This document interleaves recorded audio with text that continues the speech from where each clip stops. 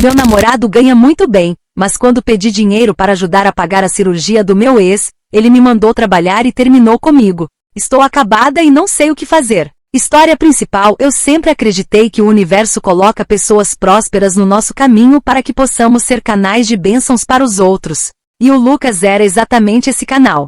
Nosso relacionamento sempre foi pautado por uma estabilidade invejável, já que ele ocupa um cargo de diretoria que lhe permite luxos que eu sempre fiz questão de organizar e gerenciar com maestria. Eu não via o sucesso financeiro dele apenas como uma conta bancária, mas como uma ferramenta de bem-estar para o nosso círculo, algo que eu cuidava com muito carinho, mesmo sem precisar bater cartão em um escritório. Para mim, o amor se manifesta na providência, e eu sentia que o Lucas entendia isso quando me presenteava ou pagava nossas viagens internacionais sem questionar.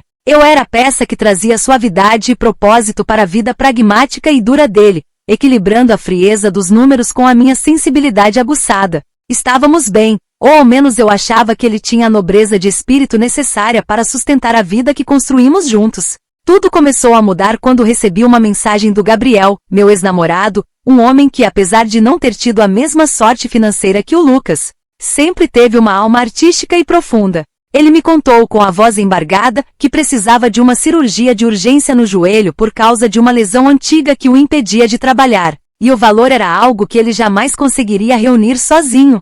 Senti um aperto no peito, aquela empatia genuína que só quem tem um coração verdadeiramente altruísta consegue sentir por alguém que já fez parte da sua história. Eu não conseguia simplesmente ignorar o sofrimento de um ser humano apenas porque não estamos mais juntos. Isso seria de uma mesquinhez que não combina com a minha essência. Comecei a pensar em como a vida é injusta, vendo Lucas gastar milhares de reais em relógios de grife enquanto o Gabriel mal conseguia caminhar para ir à padaria.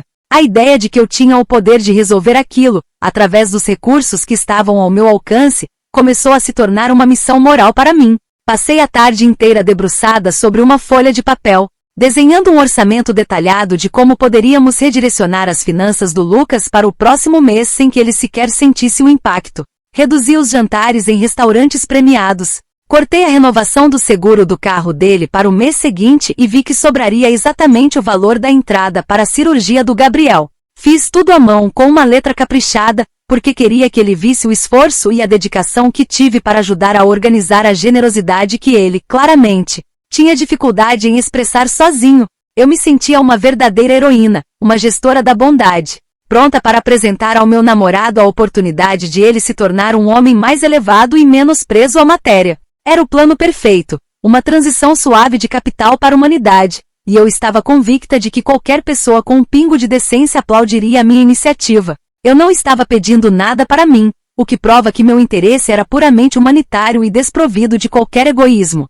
Naquela noite, quando Lucas chegou em casa, preparei um ambiente calmo, mas ele parecia estranhamente focado em problemas irrelevantes do trabalho, o que já me deixou um pouco irritada pela falta de sensibilidade dele.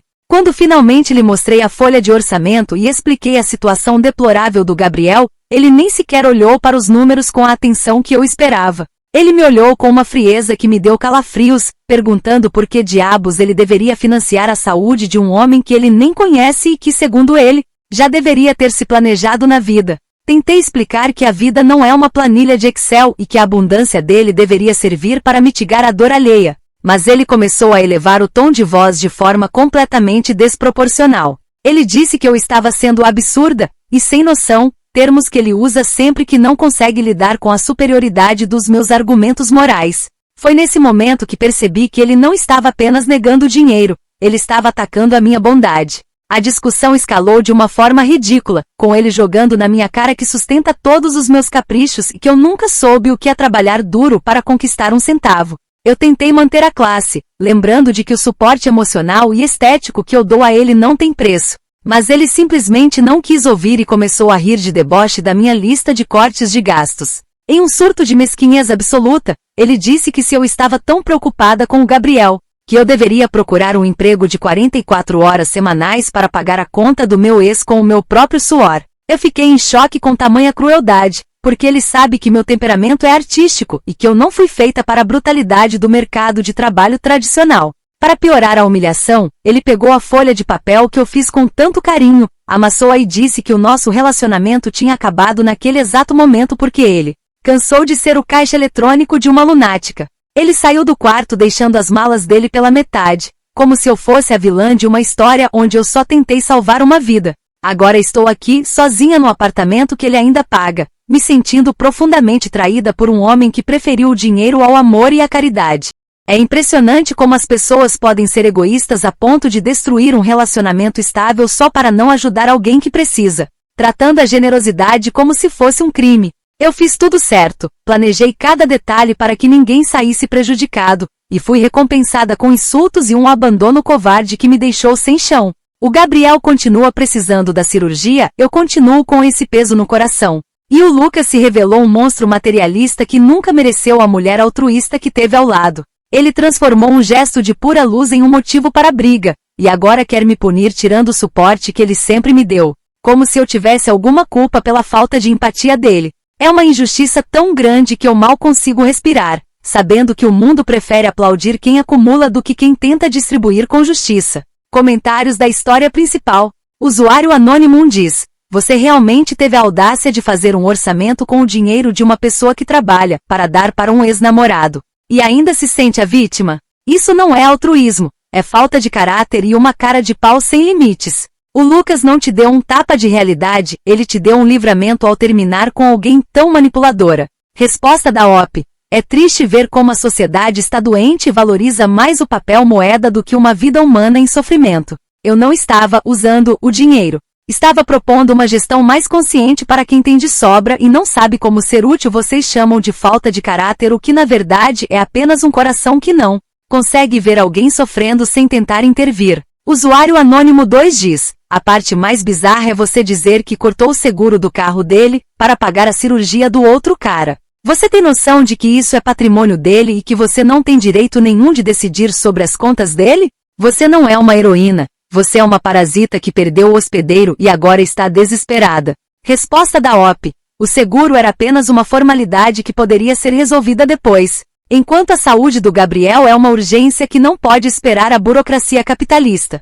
É muito fácil julgar sem estar na minha pele, sentindo a dor de quem quer ajudar e é impedida pela ganância de um homem que tem tudo. O Lucas sempre foi apegado a coisas materiais, e o fato de você defender isso só mostra como o mundo está perdido. Atualização 1. Já se passaram 3 dias desde que o Lucas saiu batendo a porta e, sinceramente, a energia desta casa está insuportável sem a minha presença vibrante para equilibrar o mau humor dele. Em vez de ele me ligar pedindo desculpas pela forma grosseira como me tratou, ele simplesmente enviou um mensageiro para buscar o restante das roupas dele, o que achei de uma covardia sem tamanho. Eu tentei falar com o rapaz, explicar que o Lucas estava cometendo um erro terrível e que ele precisava de ajuda psicológica para lidar com esse apego excessivo ao dinheiro, mas o homem agiu como se eu fosse invisível.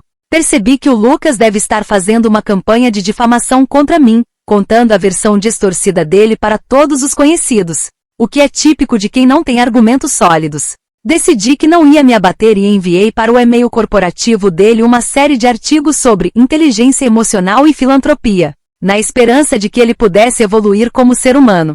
Ele não me respondeu, o que só comprova que ele prefere se manter na ignorância do que admitir que eu estava certa o tempo todo.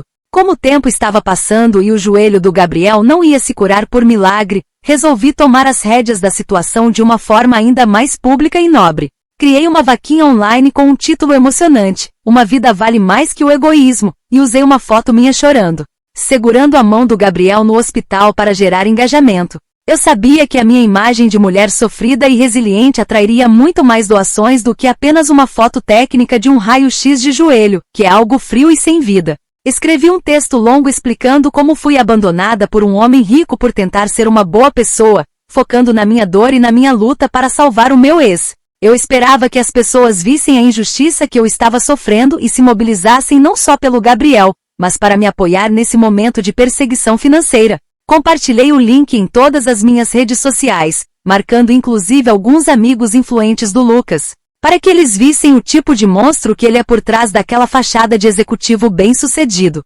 Acontece que as pessoas são muito mais cruéis e limitadas do que eu imaginei, e os comentários na vaquinha começaram a ser ataques diretos à minha integridade. Em vez de doarem, as pessoas começaram a perguntar por que eu mesma não vendia minhas bolsas de marca ou procurava um trabalho para ajudar o Gabriel, o que é um absurdo completo. Minhas bolsas são presentes e possuem valor sentimental, e vendê-las seria como apagar memórias felizes da minha vida por causa da mesquinhez do Lucas. Além disso, o foco deveria ser na falta de auxílio dele, que tem milhões, e não nas minhas pequenas posses que mal cobririam os custos hospitalares totais. Para piorar, o Gabriel me ligou dizendo que estava se sentindo exposto e que não queria que eu usasse a imagem dele daquela forma, o que me deixou profundamente magoada. Eu estou aqui me sacrificando, sendo xingada na internet por causa dele, e ele ainda tem a audácia de reclamar do meu método de ajuda? É impressionante como até as vítimas conseguem ser ingratas quando a gente tenta fazer o bem de forma estratégica. A situação atingiu um nível ridículo quando a vaquinha foi denunciada por conteúdo enganoso e retirada do ar em menos de 24 horas, logo após eu ter arrecadado apenas R$200. Tenho certeza absoluta de que foi o Lucas quem orquestrou essas denúncias, usando os contatos dele para me silenciar e impedir que a verdade sobre a avareza dele viesse à tona. Ele não quer que o mundo saiba que ele preferiu terminar um noivado a ceder uma parte ínfima da sua fortuna para uma causa nobre. Agora, além de estar sem o apoio financeiro dele para manter o apartamento, ainda sofro essa censura digital que fere meu direito de expressão e de caridade. O proprietário do imóvel já me mandou uma mensagem perguntando sobre o aluguel do mês que vem, como se eu tivesse cabeça para pensar em boletos no meio de uma crise humanitária e emocional dessas. Sinto que as paredes estão se fechando, e tudo porque eu tive a coragem de ser uma pessoa melhor do que o homem que eu amava. Comentários da atualização 1. Usuário anônimo diz: você realmente usou uma foto sua chorando para pedir dinheiro para o seu ex? Isso é o ápice do narcisismo e da manipulação emocional. Ninguém denunciou a vaquinha por perseguição. Denunciaram porque você estava usando a doença de outra pessoa para se promover e ainda atacar o seu ex-namorado que não tem nada a ver com isso. Resposta da OP: eu usei a minha imagem porque sou eu quem está sentindo a dor da injustiça na pele, e as pessoas se conectam com emoções reais. Se o mundo fosse menos frio, entenderiam que o marketing da caridade precisa de um rosto humano para funcionar. O Lucas destruiu minha paz e agora quer destruir minha capacidade de ajudar os outros, e vocês ainda o defendem. Usuário anônimo 2 diz: minhas bolsas têm valor sentimental, mas o dinheiro do Lucas não tem valor de trabalho, né? Você quer ser caridosa com o chapéu alheio e fica indignada quando o dono do chapéu vai embora. O proprietário do imóvel não quer saber de crise humanitária, ele quer o pagamento, algo que você descobriria se tivesse um emprego de verdade. Resposta da OP: vocês falam de trabalho como se fosse a única forma de ter valor no mundo, o que é uma visão muito limitada e pobre de espírito. O Lucas sempre soube que eu era o suporte emocional dele, e isso deveria valer muito mais do que qualquer aluguel. É óbvio que o sistema foi feito para privilegiar homens egoístas como ele e massacrar mulheres sensíveis como eu. Atualização 2. 2 semanas se passaram desde que a minha tentativa de salvar o Gabriel através da vaquinha foi sabotada, e a minha vida se transformou em um verdadeiro campo de batalha espiritual. Eu tentei entrar em contato com a família do Gabriel, imaginando que eles seriam meus aliados nessa jornada contra a frieza do Lucas, mas fui recebida com uma hostilidade que me deixou em estado de choque. A irmã dele me enviou um áudio agressivo, dizendo para eu parar de usar o nome do irmão dela em minhas loucuras, e que eles estavam morrendo de vergonha da exposição que eu causei. Ela teve a coragem de dizer que eu era tóxica,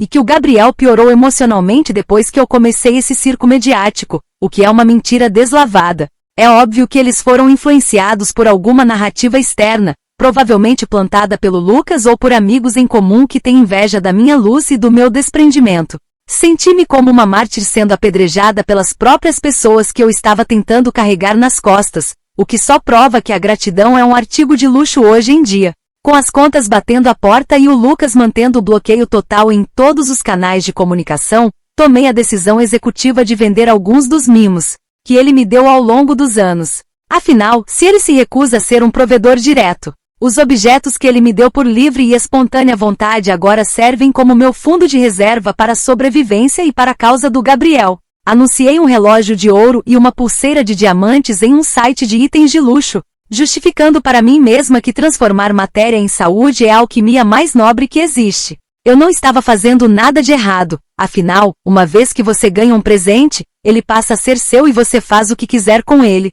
inclusive consertar a injustiça do universo. Eu já estava até visualizando a cara de satisfação do Gabriel quando eu entregasse o dinheiro, provando que eu sou a única pessoa que realmente se importa com ele. apesar de todos os obstáculos. No entanto, a minha paz durou pouco, pois o destino parece estar determinado a me testar de formas cada vez mais baixas e cruéis. Assim que os itens foram publicados, recebi uma notificação judicial por e-mail que me deixou trêmula de indignação e medo. O advogado do Lucas, um homem que sempre me tratou com sorrisos falsos nos jantares de empresa, enviou uma notificação extrajudicial exigindo que eu retirasse os anúncios imediatamente.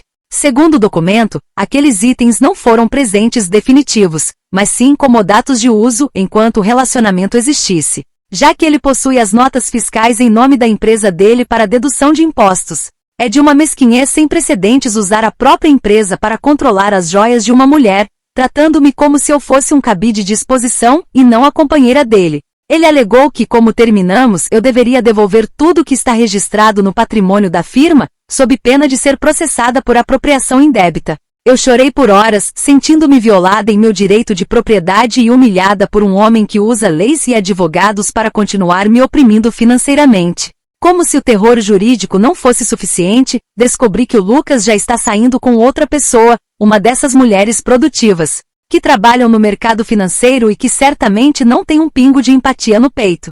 Vi uma foto deles em um evento de caridade corporativo Ironia das Ironias onde ele aparecia sorridente, doando uma quantia vultosa para uma fundação qualquer de fachada. Ele prefere dar dinheiro para estranhos em troca de fotos e status social do que ajudar o ex-parceiro da mulher que ele dizia amar, o que só reforça o meu diagnóstico de que ele é um sociopata financeiro.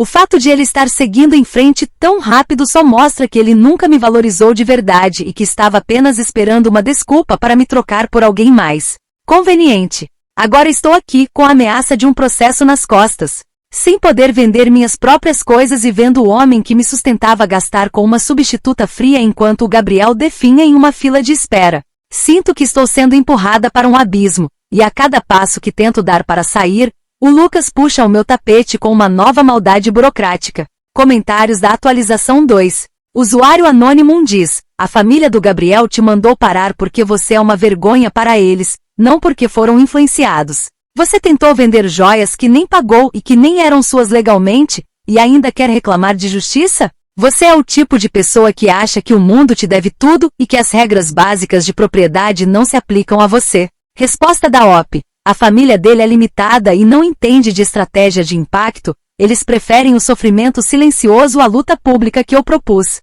Sobre as joias, presente é presente em qualquer lugar do mundo, e usar brechas fiscais para tomá-las de volta é a coisa mais baixa que um homem pode fazer. O Lucas está sendo um ditador econômico e você está batendo palmas para o opressor. Usuário anônimo 2 diz: o Lucas já seguiu em frente porque ninguém aguenta uma pessoa que tenta gerenciar o dinheiro dos outros e ainda cria um drama judicial por causa disso. Ele está doando para fundações sérias porque lá o dinheiro realmente vai para quem precisa, em vez de ser usado para sustentar o ego de uma ex-namorada delirante. Resposta da OP. Ele está doando para comprar consciência e imagem, algo que ele sabe que perdeu comigo. Se ele fosse um homem de verdade, teria resolvido as coisas em casa em vez de contratar advogados para perseguir uma mulher indefesa. Vocês chamam de delírio o que na verdade é a coragem de não aceitar ser tratada como um objeto descartável de uma empresa. Atualização 3. Um mês se passou desde o início desse pesadelo e eu me sinto como se estivesse vivendo em um filme de terror onde eu sou a única pessoa sã em um mundo de lunáticos.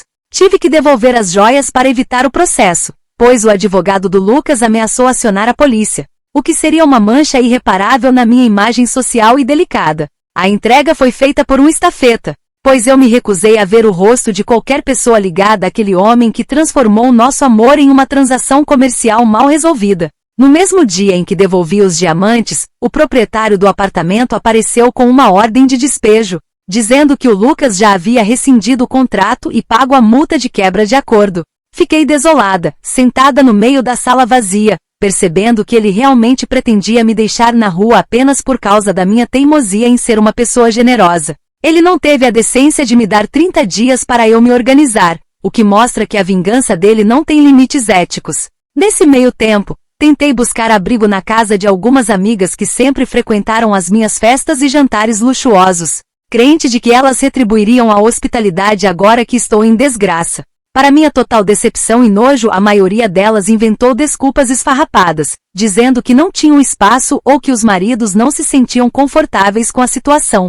Uma delas teve a audácia de sugerir que eu deveria pedir desculpas ao Lucas e tentar um acordo, como se a dignidade de uma mulher pudesse ser comprada com um teto sobre a cabeça. Percebi que o círculo social que eu tanto cultivei era feito de papel, pessoas interesseiras que só estavam lá pelo champanhe e pela minha companhia brilhante. Sinto uma solidão profunda, uma sensação de que estou pagando um preço alto demais por ter uma alma que não se encaixa nos moldes egoístas da sociedade moderna. O Lucas não apenas tirou meu sustento, ele envenenou meu ambiente social, deixando-me isolada como se eu tivesse uma doença contagiosa. Em um último ato de desespero e amor cristão, fui até a casa do Gabriel pessoalmente, levando o pouco que restou das minhas economias pessoais para mostrar que eu nunca o abandonei. Quando cheguei lá, bati na porta com o coração acelerado, esperando um abraço de gratidão e talvez um convite para ficar até eu me reerguer. No entanto, quem abriu a porta foi uma mulher jovem, que se identificou como a nova fisioterapeuta dele, e o Gabriel apareceu logo atrás, caminhando com o auxílio de uma bengala e com uma aparência muito melhor do que eu imaginava. Ele me olhou com uma mistura de pena e irritação que me cortou como uma faca, dizendo que não precisava de mais nada de mim e que o problema do joelho já estava sendo resolvido com a ajuda da família e de um seguro que ele tinha e nem lembrava. Ele me pediu, com uma calma assustadora, que eu seguisse a minha vida e parasse de tentar usá-lo como desculpa para os meus conflitos com o meu ex-namorado rico. Saí de lá sentindo o mundo girar, com a sensação de que fui traída por todos os lados possíveis e imagináveis. O Gabriel, o homem por quem eu sacrifiquei meu noivado, meu conforto e minha reputação, agora me tratava como uma estranha incômoda e descartável.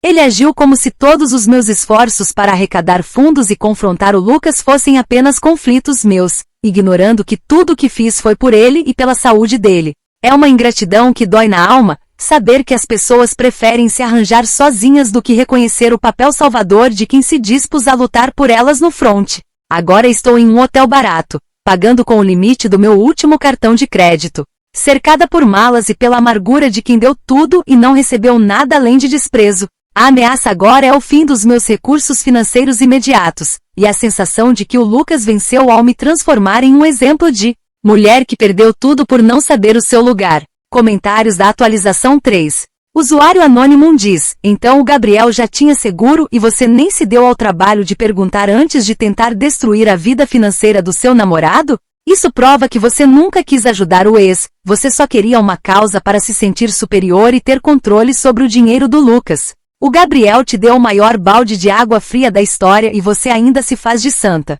Resposta da OP. Eu não sou vidente para saber de seguros esquecidos, eu agi baseada no que vi, um homem sofrendo. Se ele não soube se comunicar, a culpa não é minha por ter um coração proativo que não espera sentado. O que vocês chamam de controle, eu chamo de liderança caritativa, algo que o Gabriel infelizmente não soube honrar. Usuário anônimo 2 diz, as suas amigas não sumiram por interesse, elas sumiram porque viram do que você é capaz de fazer com um parceiro de anos. Ninguém quer por perto alguém que faz orçamento com o dinheiro alheio para ex-namorado e depois se faz de vítima no despejo. Você não é uma mártir, você é um aviso ambulante para qualquer homem passar longe. Resposta da OP. Minhas amigas mostraram que a lealdade delas tem preço, e esse preço é a aprovação do círculo social do Lucas. É muito fácil apontar o dedo quando se tem um teto garantido, mas eu prefiro estar em um hotel barato com a minha consciência limpa do que em uma mansão sendo uma mulher submissa e sem voz. O tempo vai mostrar quem estava do lado certo da história. Atualização 4. Passaram-se 2 meses desde que as cinzas do meu antigo mundo terminaram de cair, e eu finalmente encontrei uma forma de processar tudo o que aconteceu sem me deixar destruir pela amargura. Estou morando em um estúdio minúsculo na periferia, algo que o Lucas consideraria um cativeiro, mas que eu chamo de meu santuário de resiliência e verdade. Descobri que o Gabriel fez a cirurgia e já está voltando a ter uma vida normal, e embora ele nunca tenha me enviado uma mensagem de agradecimento sequer, eu durmo tranquila sabendo que a minha pressão e o meu barulho foram o catalisador para que a família dele se mexesse. Se eu não tivesse causado todo aquele alvoroço, talvez eles ainda estivessem esperando o seguro se manifestar, então no fundo, eu sei que fui a peça fundamental para a cura dele, independentemente de ele ter a nobreza de admitir ou não. Eu não preciso de validação de pessoas que não têm a coragem de viver com a intensidade e a entrega que eu vivo. Quanto ao Lucas, recebi notícias de que ele pediu a tal mulher produtiva, em casamento com um anel que é metade do tamanho do que ele tinha me dado. O que me fez rir de verdade pela primeira vez em semanas. Ele claramente está tentando economizar com a nova vítima. Talvez porque tenha percebido que uma mulher com personalidade e ideais como eu custa caro para a consciência pequena dele. Ele pode ter o dinheiro, os carros e a aprovação das minhas antigas amigas falsas, mas ele nunca terá a pureza de intenção que eu depositei naquela relação. Eu vejo as fotos dele e só sinto pena, porque ele está construindo uma vida baseada na segurança financeira e na ausência de conflitos morais, o que é o mesmo que viver em um deserto estéril. Ele trocou uma rainha que desafiava sua alma por uma operária que apenas valida o seu ego e as suas planilhas, e essa é a maior derrota que um homem pode sofrer. Muitas pessoas me escrevem perguntando se eu me arrependo de ter pedido aquele dinheiro ou de ter feito o orçamento que deu início a tudo isso, e a minha resposta é um não, retumbante e orgulhoso. Se eu tivesse que fazer tudo de novo, eu faria, talvez apenas sendo ainda mais enfática na defesa dos meus princípios desde o primeiro dia. O erro não foi meu por pedir, o erro foi do Lucas por não saber ser o homem que a minha visão de mundo exigia que ele fosse. Eu fui uma professora para ele, uma lição viva de que a riqueza sem generosidade é apenas pobreza disfarçada de luxo, e se ele não aprendeu, o problema é da evolução espiritual dele, não da minha conduta. Eu saí dessa história sem os diamantes e sem um apartamento, mas saí com a certeza inabalável de que eu sou a única pessoa genuína em um mar de simulacros e interesses mesquinhos. Hoje eu me vejo como uma sobrevivente de um sistema que tenta esmagar qualquer tentativa de altruísmo que não venha com um recibo de imposto de renda anexado. Minha vida atual pode parecer simples por fora, mas por dentro eu sou mais rica do que o Lucas jamais será, pois eu tive a coragem de perder tudo por uma causa que eu acreditava ser justa. As pessoas podem continuar me chamando de teimosa, louca ou sem noção, mas para mim, esses são apenas os nomes que os covardes dão para quem tem a audácia de não se dobrar. O meu coração continua aberto e pronto para a próxima missão, porque eu sei que o universo não dá batalhas tão grandes para soldados que não conseguem suportar o peso da própria luz. O Lucas é apenas um capítulo fechado de um livro onde eu sou a autora, a protagonista e a única juíza capaz de entender a grandiosidade dos meus próprios atos.